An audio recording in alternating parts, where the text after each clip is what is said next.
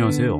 저는 X국에서 북한 사람들을 돕는 사역을 하고 있는 이마태라고 합니다. 안녕하세요. 저는 리브가입니다. 예, 저는 베드로라고 합니다. 북한에 대기근이 많이 있었죠. 몇백만 명이 죽고 그런 뉴스를 보면서 하나님이 저를 북한 사람들을 위해서 부르고 있다는 소명을 받았어요. 가난하게 살고 굶어 죽고 어렵게 사는 것도 참 서러운데 하나님까지 믿지 못하고 그냥 세상을 떠나면 정말로 너무 불쌍하다, 그런 생각을 하나님이 갖게 해주셨고 우리 단체를 만나서 현장으로까지 나아가게 됐습니다. 제가 원래 북한에 관심을 가지고 있었던 것은 아닌데 제가 전도사 사역을 시작하면서 섬겼던 교회 목사님들이 다 북한 사역을 하는 분들이었어요. 계속 기도를 하다 보니 북한에 대한 마음을 품게 되었고 부르심을 받아 이 사역을 시작하게 되었습니다. 저는 X국에서 북한 사람들을 돕는 일을 하고 있어요. 우리가 북한 사람들을 접할 수 있는 유일한 방법은 해외에 나와 있는 북한 사람들을 만나는 거죠. 그분들을 신앙적으로 훈련시키는 일도 하고 있고요. 북한 구루터기 신자의 후손이 X국에 나와서 우리나라 혹은 다른 선교사님들을 만나서 연결고리를 갖고 북한으로 다시 돌아간 경우들이 많이 있었어요. 근데 시간이 지나면서 과거에 연결됐던 것들이 많이 끊어졌는데 그런 것들을 다시 복구하고 회복하는 일들을 하고 있습니다. 제가 했던 사역은요, 북한 여성들 중에서 인신매매로 팔려온 여성들이 X국에서 농촌 남성들과 함께 가정을 이루고 불법 체류자로 살고 있어요.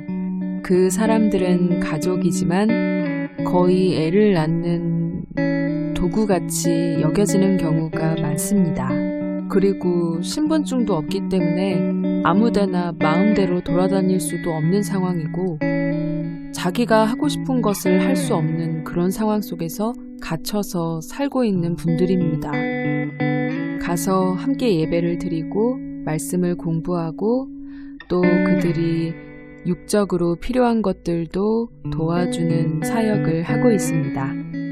지금 제가 현재 하고 있는 사역은 이미 많은 기존의 북한 사람들이 X국에 와서 복음을 듣고 들어간 사람들이 북한 내부에 많이 있는데 이분들이 계속적으로 북한 내에서 X국으로 나오지 않고 믿음 생활을 잘 할 수 있도록 지원하고 영적인 지원과 또 물질적인 지원을 통해 지하교회가 지속적으로 유지되도록 돕고 있습니다.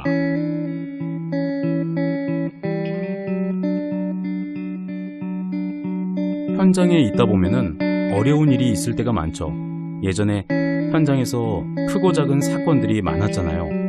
한국 뉴스에 나온 사건들도 있고 또 테러도 있고 그런 일이 있을 때 정말 큰 공포에 사로잡혔어요.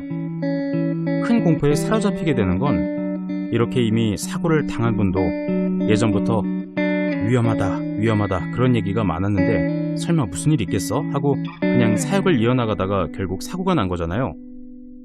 근데 마찬가지로 나도 위험하다 그런 생각을 하면서도 그냥 사역을 이어나가고 있는데 나도 그 사람처럼 언젠가 그런 사고가 터질 수 있다는 두려움들이 갑자기 확 찾아올 때가 있죠.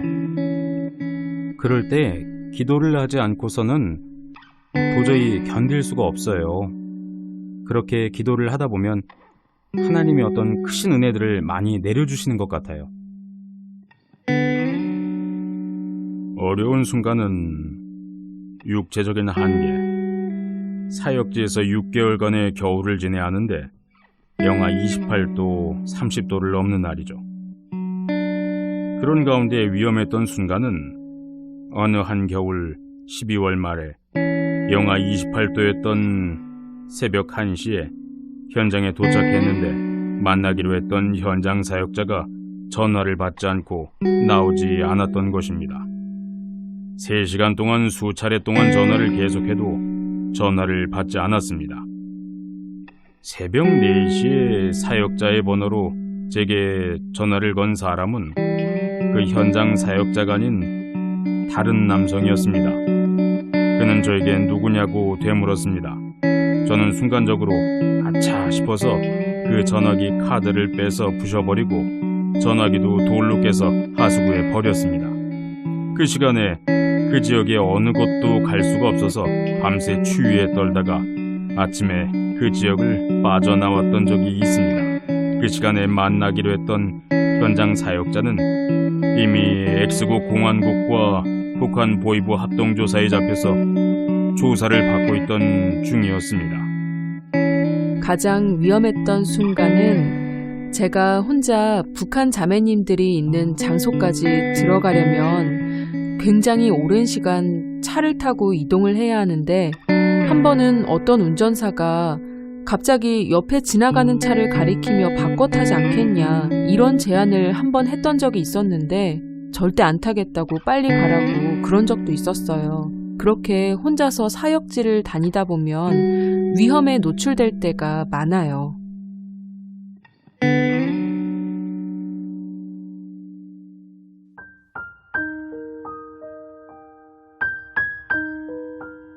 원망했던 때는 이 사역을 하면서 저는 없습니다. 저는 항상 감사하고 고맙습니다. 하나님이 이 사역에 저같이 약한 사람을 사용하시니 감사할 뿐입니다. 하나님이 원망스러웠을 때 없어요. 네. 한 번도 없어요.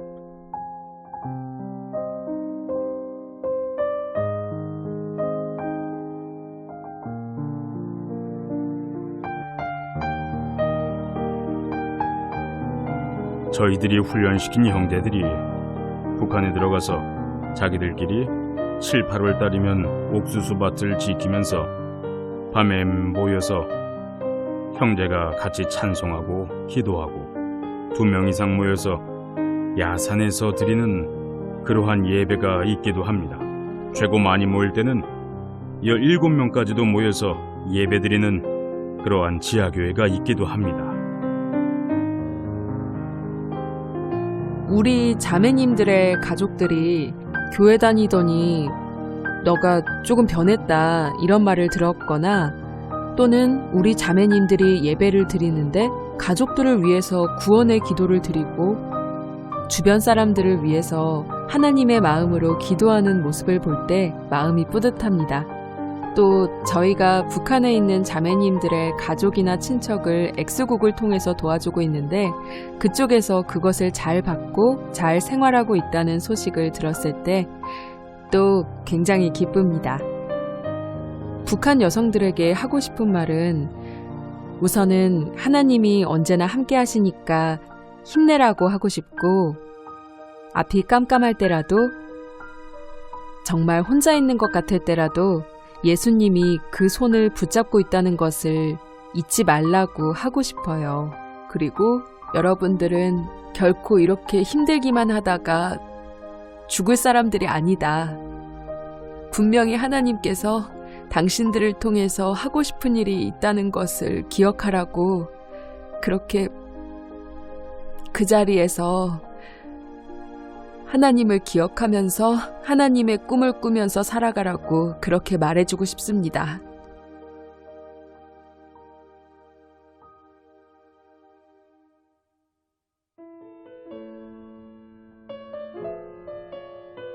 이 사역이 왜 중요하고 지속되어야 하는가 하면은 이 지구상에서 가장 기독교인을 핍박하는 곳이 바로 북한 땅입니다. 이 시간에도 고난과 고통 가운데 있지만 그래도 하나님을 바라보고 기도하는 고통 가운데 기도하는 내 형제 자매들이 있기 때문에 그곳에 우리의 마음을 또 저의 마음을 계속 쏟아부어야 한다고 생각합니다. 중요한 것은 또한 그것입니다. 주체 사상으로 물들어 있는 저 북한 땅에 하나님을 향한 거룩한 예배, 거룩한 찬양이 흘러나기까지 이 사역을 계속 해야 한다는 것이죠. 지금 북한 안에 하나님을 믿는 사람들이 있어요. 구루터기 신자들이라고 하죠. 조상 때부터 가족들끼리 믿어오고 있는 사람들도 있고, 그 다음에 90년대 후반, 2000년대 초반에 X국에 나와서 복음을 듣고 다시 돌아간 사람들이 있고, 많은 사람들이 믿음을 버리기도 했지만 믿음을 지키고 있는 사람들도 있어요. 그 사람들이 스스로 믿음을 잘 지키면서 살다가 하늘나라에 가도 정말로 감사한 일이에요. 하지만 제 소망은 하나님이 허락하신다면, 교회가 우주적인 교회잖아요. 한 몸이잖아요. 지혜롭게 연결될 수 있다면, 우리가 도울 부분이 있다면 그들을 돕고 지혜롭게, 또 그분들이 우리에게 나눠줄 이야기가 있다면 지혜롭게 우리에게 잘 나눠주고, 우리 하나님의 몸된 교회가 바로 그런 거잖아요. 그런 역할을 우리가 잘 감당해야겠다는 생각이 들어요. 사실 세계에 정말 어려운 선교지가 많잖아요. 그리고 우리처럼 풍요로운 기독교 환경 가운데서 자라난 사람들이 그 어려운 환경 가운데서 선교하는 거 정말 힘들고, 사실 적응해서 살아가는 것도 정말 힘든데, 하나님의 때가 되면 그 어려운 환경 가운데서 살아남은 북한 교회 성도들을 또 다른 어려운 선교지를 위해서 귀하게 사용하실 수도 있겠다는 생각이 들어요. 느헤미야가 조국의 예루살렘 성벽이 다 무너지고 성문이 불탔다는 그 소식을 듣고 하늘의 하나님 앞에 금식하며 눈물로 기도하던 그 모습을 항상 생각합니다. 북녘의 땅은 이미 70년 전에 교회가 사라지고 하나님의 백성들은 고난 가운데 지하로 다 들어가 버렸습니다. 그러한 것을 생각해 볼 때마다 느헤미야가 성벽을 건축하고 성문을 달고 하나님 앞에 민족의 회복이 있었던 것 같이, 북녘의 땅도 동방의 예루살렘이라고 했는데 다시 회복되어서 우리 한 민족이 세계 복음화에 쓰임받는 그런 민족이 되었으면 하는 마음입니다.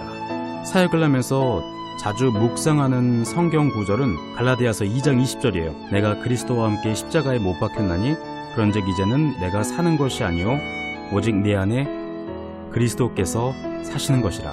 이제 내가 육체 가운데 사는 것은 나를 사랑하사 나를 위하여 자기 자신을 버리신 하나님의 아들을 믿는 믿음 안에서 사는 것이라.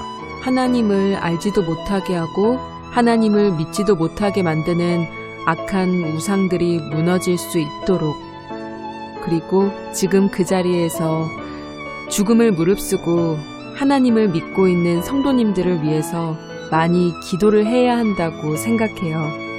우리 성도님들의 순교의 피가 그 땅에 뿌려져서 반드시 열매를 맺을 것을 바라보면서 기도해 주셨으면 좋겠습니다. 믿음을 지키고 있는 사람들, 그 정결함에 대해서 우리가 함부로 말할 수 없죠. 북한 교회도요. 그래서 북한 교회는 참 하나님의 귀한 선물을 받은 교회다, 그런 생각을 하게 돼요. 이 사역을 하면서 저는 저보다 앞서간 사람들을 많이 생각하게 되는 것 같아요.